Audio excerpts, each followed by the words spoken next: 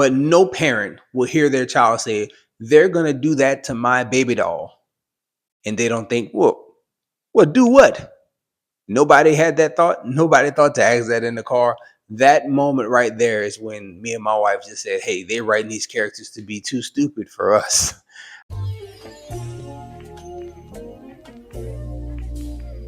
What's good, everybody? Welcome to Whole Views. Thank you for clicking that thumbnail. My name is Corey, and today we're going to be talking about the movie Speak No Evil, starring James McAvoy. I got a chance to watch this on home video. It was one that, when it came out, I was excited to see, but at the same time, I didn't necessarily have the time to go and see it in theaters. And I am glad that I didn't move around my schedule to go and see it in theaters, because this was a movie that had a trailer that made it seem like it would be great. But then when you actually watch the film, it's only just all right on my scales. It's a very difficult situation to put itself in because, again, you have James McAvoy, great actor, always brings it in every role. You have a premise that's very good, meeting vacation friends. I watched that movie Vacation Friends with Lil Rel, the 1 and the 2. First one being better than the second, but the premise being, hey, we met these people on vacation. Let's hang out with them more when we go back to our normal lives.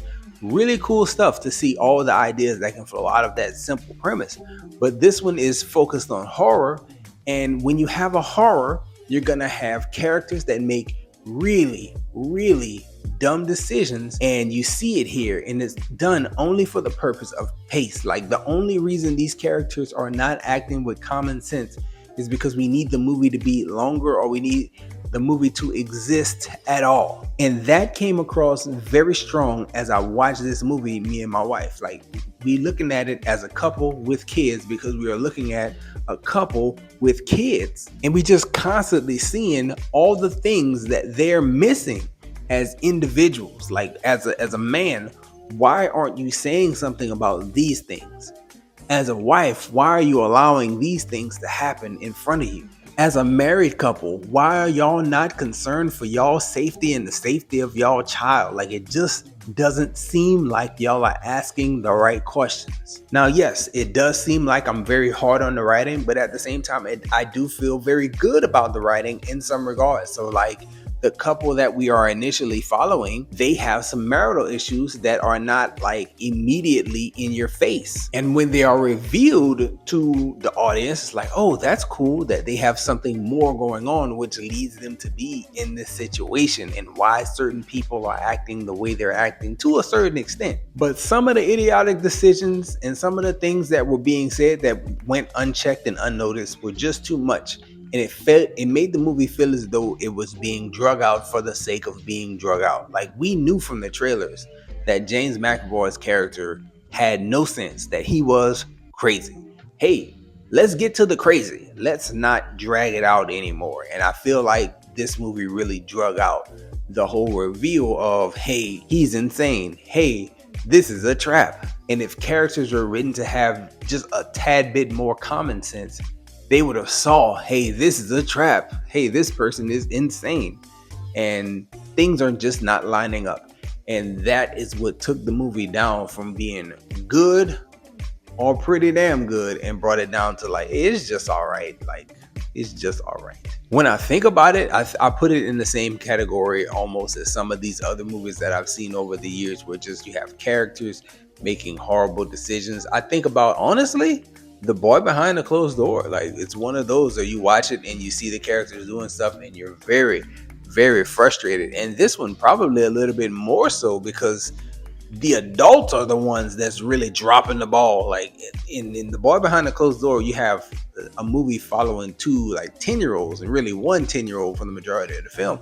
And so him making stupid mistakes, I kind of get it. You take my child who is 10 now and you put her in this situation, she will make horrible mistakes.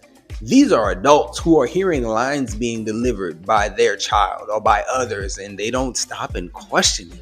And it really, really took the movie down a peg, because you want me to, on one hand, to think that these characters are smart, sensible people. But when your daughter is saying they're going to do that to Hobby, like her baby doll, her stuffed animal, they're going to do that to Hobby, and nobody asked, what is that? Like, nobody said, what are they gonna do to Hobby? Like, no one ever connected the dots. I understand it was a stressful situation. And there were a lot of factors at play with the hobby toy and people not wanting to keep it around and all the other things that went into that moment. But no parent will hear their child say, they're going to do that to my baby doll. And they don't think, well, do what? Nobody had that thought. Nobody thought to ask that in the car. That moment right there is when me and my wife just said, hey, they're writing these characters to be too stupid for us. It's really ventured into the realm of unbelief. Disbelief has entered the room right now. I can't believe that y'all doing this and y'all not asking the questions that clearly need to be asked. At the same time, the reason why I won't call it trash is because one, James McAvoy and his female lead, like the bad guys of the film, were so very good throughout the film that it must be noted. Like, he did so many gotcha moments, like where he told them straight up, hey, I'm not who I'm saying I am. And then he just reeled it back and just made it believable. Like, I'm joking, man. I'm just joking. I'm just pulling your chain. You should have seen your face so many times. You should have seen your face. And it's like, as a person who places themselves in the situation, you did it too many times for me to believe you or trust you. I can't sleep in your house if you keep doing that. Very convincing, very good acting on one hand. And even from the couple who were the victims of the film, like the wife, her rage came across several times, but she always like talked herself into staying or talked herself into saying, maybe I'm wrong here. Very well done by her. Her facial expressions were top tier. But at the same time, they have that very capable, very smart written character on one hand, just missing cues throughout the movie, and it was frustrating. So overall, it was just all right to us. Let me know what y'all thought about it in the comment section if you choose to do so. And that's all we have for this one, y'all. Enjoy yourself, guard your heart, and go watch something good.